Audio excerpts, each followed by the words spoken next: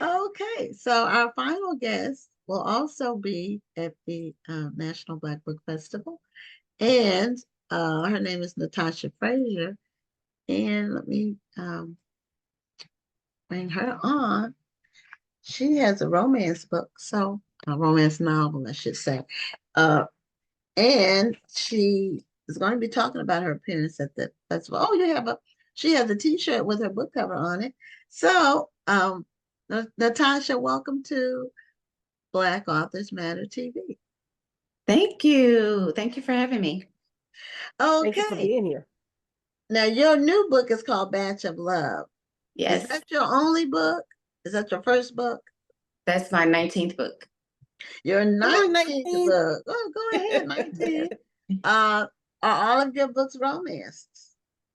No, so I have about 3 or 4 devotionals, a nonfiction. I have one Bible study, and the rest are fiction, romance, and I have 3 that are romantic suspense.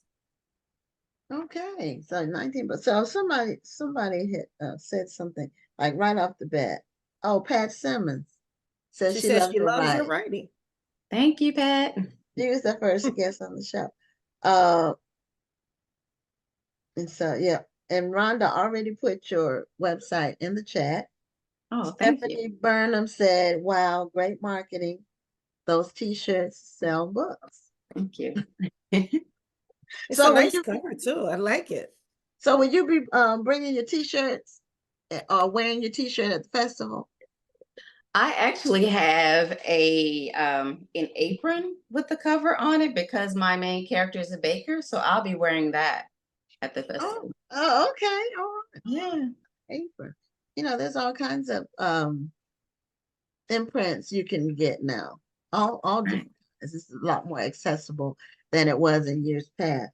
So tell us about your new book, Batch of Love, and what's the storyline? The main character is a cook. Is the man is a chef, like a chef? No. Oh, okay. So Bachelor Love, it's a second chance romance between high school sweethearts. And the main character, Ginger, she's a baker who has her own bakery in Katie Mills Food Court. But her dream is to have her own brick and mortar bakery. She's already spotted out the building. And so the book opens on the anniversary of her mother's death date. So she had promised her mom that she would someday open her own bakery. And so with her mom's death date, she is now feeling like she hasn't quite accomplished her dream, her goal. And so she enters this baking competition, and the her love interest, Brock, he is a lawyer who works for the company who's hosting the baking competition.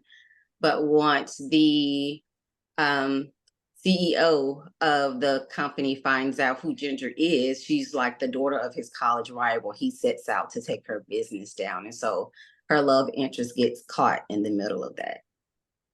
Oh, so this is love interest, and it sounds like it's some drama, not relationship drama, it's other kinds of drama. Well, they have their own issues to contend with because, they dated 20 years ago. So they hadn't seen each other in roughly 20 years. So they have their own unresolved issues that they have to deal with. Okay. So the second chance romance theme is that someone else mentioned second chance romance. Was it Pat, Rhonda? Did Pat say something about second chance romance in one of her books? Somebody on the show tonight said it, I thought. But it's a Well, second then chance. it could be Pat or Charity. It had to be Pat or Charity. Could have been. But it could have been Charity. But it's a second chance romance. Does that mean that they knew each other in the past and then they were disconnected for many years and then they kind of run into each other or reconnect? Is that what? Yeah. So in my second chance romances, the characters had a relationship with each other in the past. So that's what happens here. Yeah, they knew each other. They grew up in high school. They dated in high school for several years and had plans to go off to college and, get married and all of that, but things didn't work out. And so they're still harboring a little bit of resentment because of each one blaming the other for what happened. And so they have to work through that as well. Okay. That's how we do. It's never our Yeah. fault. Yeah. Well, that I don't know how common it is that knowing someone like from your high school years and then 20, 30 years later getting together. But I do know two couples. Well, one is a good friend of mine who was married to someone. They got divorced, and then I think she went to her high school reunion and ran into one of her classmates, and they dated for a few years, and they got married not too long ago. Oh, So wow. yeah, so it happens. So and she wasn't sure. I know she went through a period where she wasn't meeting people, and she was disappointed, and she was raising a son who just started college this year. So it See, does it does happen. happen. It happens. It's real life. It happens. And there was another couple, I think they were at the festival last year, the year before. They wrote a book together and they were high school sweethearts, and they both married other people. Both of them, their spouses died.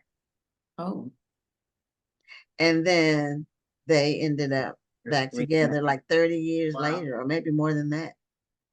And then they wrote a book about it, about their relationship, and they were at the festival. It was either last year or the year before. So It it happens. it happens. Yeah. It I have happens. So a go ahead. similar thing happened in the reunion. I have in my romantic suspense book, The Reunion, where they reconnected at the reunion, and a lot of other things happened, but because they reconnected there, that's how their relationship sparked. It was a college reunion though. Oh, okay. Yeah, sometimes I've only been to one of my high school reunions, uh, but it's interesting seeing people that you haven't seen for decades, and the original person is still in there. Mm-hmm. A lot of them, as far as the way they look, well, black don't crack, so to speak. Let me just say that. So that person, you can still see that person. Some of them didn't really change that much at all. Um, and some change more. Normally it's the weight that makes the Oh change. yeah. A lot of times they pick up weight, but those are interesting. I was interested in mine, and I hope to go to the next one whenever they have it. So um now you writing The Batch of Love as your new book, how does it connect with your other books that you've written, your other fiction novels? Are they the ones that are romances in particular? The one common thread is the thread of faith and second chance romances. I'd say roughly half of my fiction, if not more, are second chance romances, but it's not connected to the series. I have three, four other series, and it's not connected to the other series. It's starting a new one. Okay, so are you an indie author, or you with Yes. a Yes. so all of your books you self-published them all? Yes. Do you do them through who do you do them through? Do you do them through KDP, or do you use another publisher? Ingram Spark. Ingram Spark. Okay. The Kindle is on KDP, but the print is through Ingram Spark. Okay. That's interesting. I've used them for one book that I have, and it's the hardcover edition of a paperback. But all of my paperbacks are through KDP. Oh, okay. So what would you say the difference with Ingram Spark is? Like an advantage for using them? The distribution, because with Ingram, you get distribution wide as far as the paperback being available on all online retailers. But I Hmm. believe with KDP, it's just available on It's just Amazon. KDP. Yeah. Right. And so with Ingram, you can get the book online from Barnes and Noble or anywhere online books are sold because Walmart, Target. Ingram Yeah. distributes them. Okay. Now, somehow, some of my books are other places too. And I don't know how that, like, all of my books are through KDP now, except the one hardcover. But they end up on other platforms, some on Barnes and Nobles or Walmart or Target. But it's like it's random. I don't know what triggered it. You know how you Google your stuff and then you find out, oh, it's there. So, but I didn't send it to. So I Okay. don't know how this happening. But when you go through KDP and you select the I forget it's I forgot the word they use, but the widespread distribution. There's an option for wider distribution. Then your Okay. book is with Ingram, the distributor, Oh, and okay. then through that, bookstores can order it through Ingram. Any bookstore can order it through Ingram.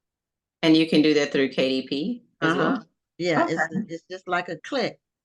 It's one of their Oh, little options. You pick wider distribution. Now and so all of my books are available through Ingram distributors, which okay. means Okay. somebody can go in Barnes and Nobles or any independent bookstore and ask for it. Doesn't mean it'll be on the shelf unless a whole bunch of people ask for it, but Right. it'll be available. So I Right. just wanted to know that from Ingram Spark. I did Ingram Spark because I couldn't get a hardcover through KDP, and they still don't have hardcover children's books. Okay. And you have children's books? Yeah, I do have some children's books. Okay.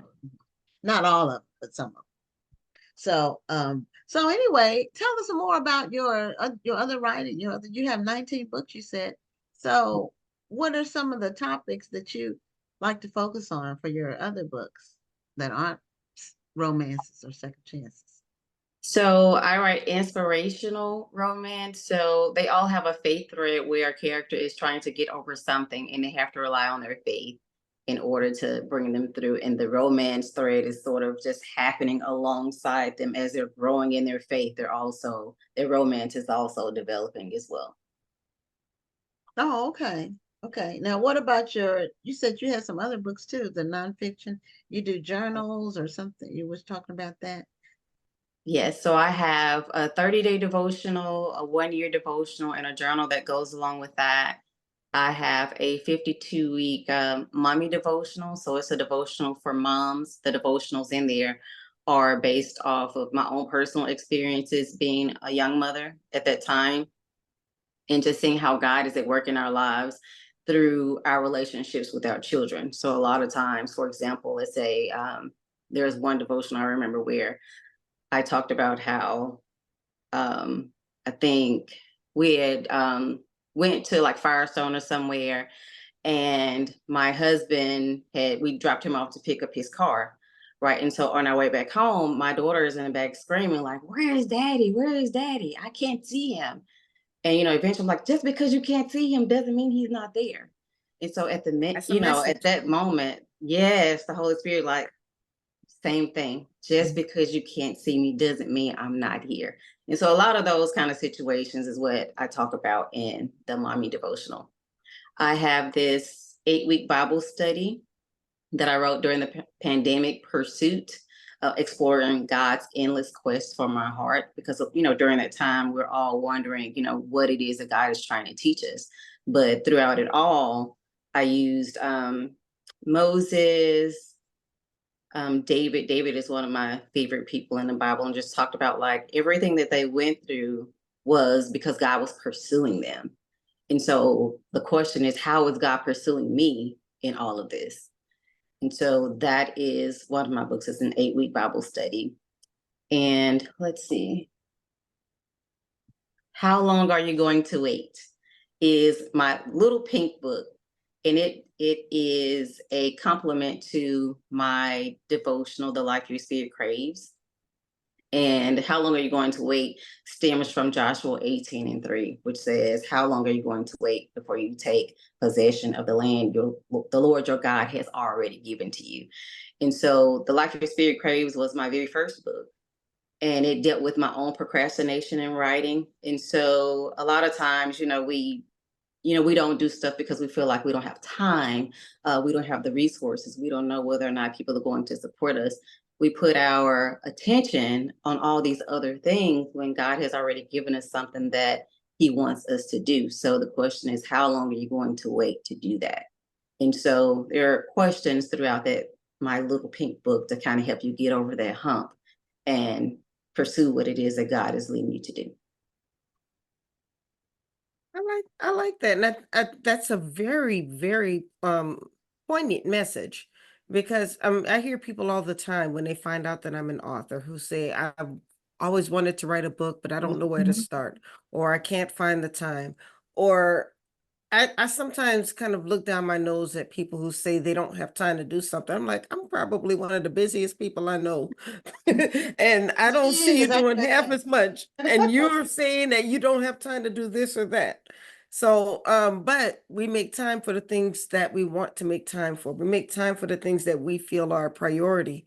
And Mhm. sometimes, unfortunately, our dreams and desires aren't always our priority because we have been conditioned to think that we're supposed to do for other people. And if we do for ourselves, then we're selfish. Mhm. And you have to self-assess, right? What am I really spending my time on? Because a Right. lot of times we can all find pockets of time. How much Mhm. time are you spending watching TV? How much time are you spending scrolling social media? How much time are you just wasting, right? We Hmm. can find 30 minutes. We can get up 30 minutes earlier. We can do some things on our lunch break. That's how I started. You can stay up 30 minutes later. Just Hmm. every little bit counts. And I think part of the issue is that we see it, this great big task, right? I don't have time to do this great big thing. But if you Because we're break looking it at the down, elephant. We're not looking at the yeah. small bites. They say, how Mhm. do you eat an elephant? One Yes. bite at a time. But we're Yes. looking Just at a the little elephant. bit. Hmm. I And love that's what it. we have to break it down to, just doing a little bit at a time, right? Hmm. Yeah, and a lot of the things that we do are mind numbing. Uh, you know, scrolling social media and watching some of the TV that's on. Uh, Hmm. it can be mind numbing. And Speaking of that, my TV show's coming on tomorrow night. which one is that? Oh, I like reality shows. Oh, I that's watch right, you do. You Yeah, do. I watched The Circle on Netflix. It's the season is starting up again tomorrow. I'm trying to get Never. something happened and I'm about to see what are you doing, I Gwen? lost my backdrop, and then when I'm trying to get it back, it's got like a green thing behind me, and I'm Yeah. trying to figure out how to get it back, but it may just There have it to is. be in green. So you see it's green like around, Yeah, I see your backdrop now. yeah, but Yeah, it's but green. she's talking It's about the like a green green. outline around her It's a hair. green Oh, outline. And I don't know what happened. I went off screen. I stopped the video because my nose was itching and I didn't want to be doing it on screen. Then I turned it back on and it's doing all kind of crazy stuff. So anyway, when it's live, anything can happen. So, um, but I agree with you on we make time for things we want to do. And I also agree that Rhonda, you are a very busy person. I thought I was busy, but I think we're neck and neck in terms of the stuff that we try to get done. But you know what they say: busy people get things done. Yeah, I think because we're so used to being busy, we don't know how to just sit still. So we're like, okay, something needs to be done. Let me just do it. Let me just jump in there. And And a lot of sometimes it I is wish I weren't doing that. yeah, compartmentalizing. Yeah. It takes that art or talent to be able to compartmentalize to mhm. get all five of those things done. And sometimes and multitasking. You sometimes you're doing them together uh, with whatever else you're working on. Right. And I think that's the reason why I watch reality shows So it's like an or escape. yeah, because sometimes my brain is going 50 million miles an hour. So I play my little game, how we talked last week about Hmm. playing the games on your phone. Yeah. Sometimes I do that because it just kind of brings me down a little bit, or I'll watch TV and that brings me down a little bit. And I'm trying to do better about staying present in the moment because I Mhm. was I was multitasking so much to where my daughter would be like, "Hey, let's watch a movie." And the whole time I'm watching a movie, I'm typing or I'm scrolling or something. Mhm. And She was like, Mom, you missed the whole thing. I'm like, no, I didn't. I know exactly what happened. But so I'm trying to learn how to be more in the moment because it just helps me to bring down. And so I'm not doing 50 things at one time. Now your devotionals, they cover different time periods.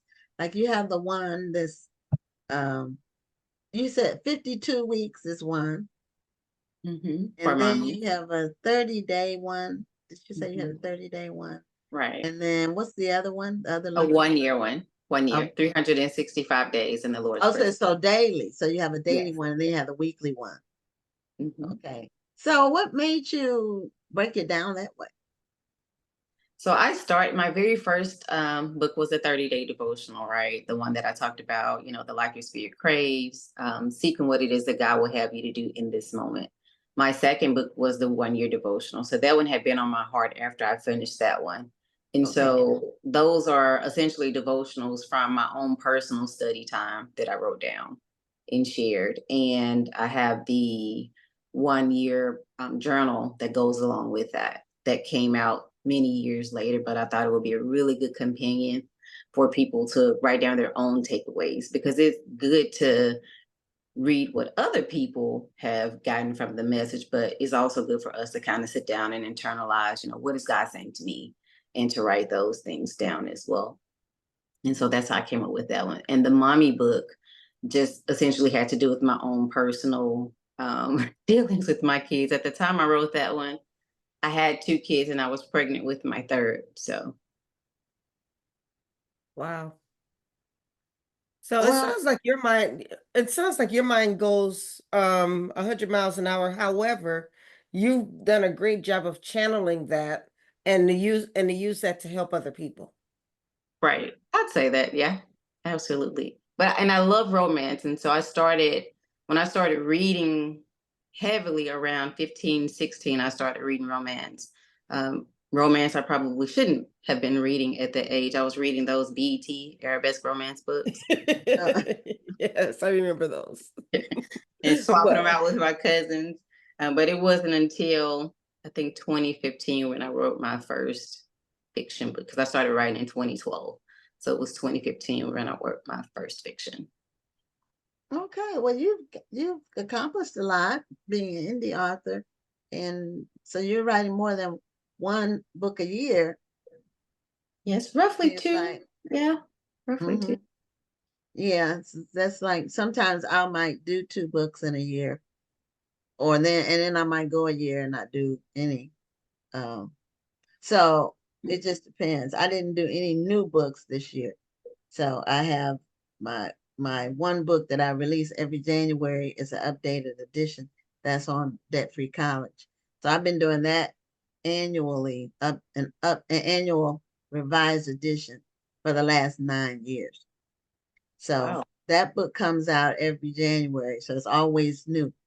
Um, and um, that book was written because I wanted my daughter to go to college debt free. And then people ask me my methods, and then I put it in a book, and then that's my best. That's my top selling book. Just every year I said. In fact, somebody just ordered like 45 copies of it. Wow. Yeah. wow, that's awesome. Yeah. So was on KDP. You can see in real time your orders every day. Well, really throughout the day. In real time, you can see if somebody orders the book. And it was an order for 45 copies. So that was exciting. So it's always new, and so I keep, it has scholarships in it, and I keep it up to date with the scholarships and it's for everyone. Anyone who wants to go to college without debt and graduate with no debt. For undergraduate, especially. Graduate school is a little harder, but for undergraduate, it's possible. And so, it's just like when you being a mom, your mommy book was because you were a mom and you wanted to help other mothers. And that was what motivated me. Want my daughter to be debt free. And she graduated debt free.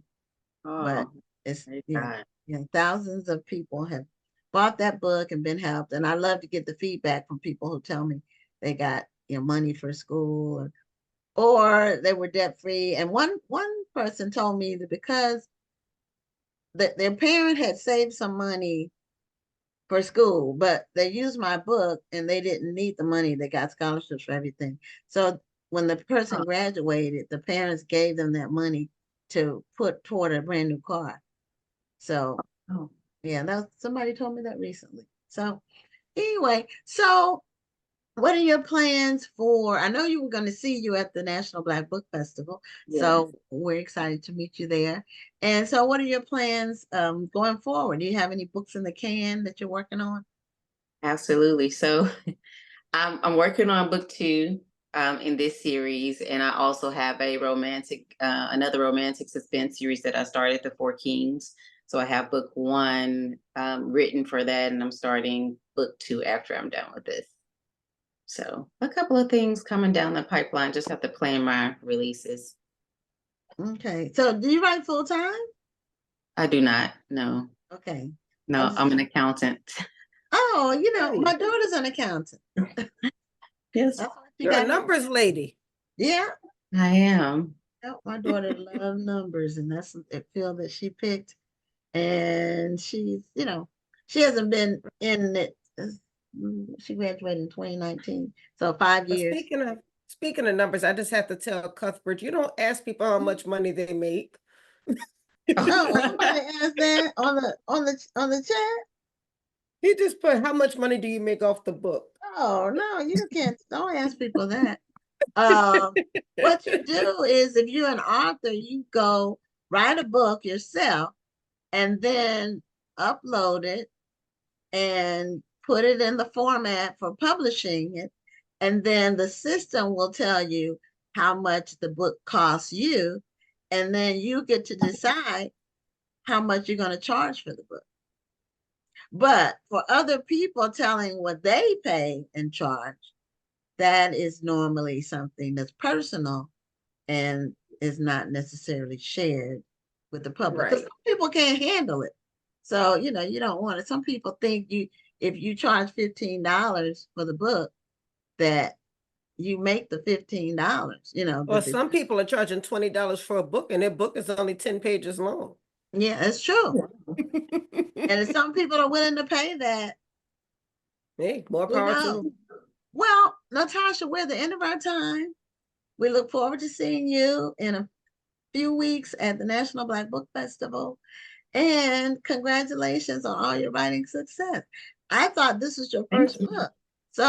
But you've got 19 books. Congratulations. Thank That you. takes real dedication and stick-to-itiveness, as they say.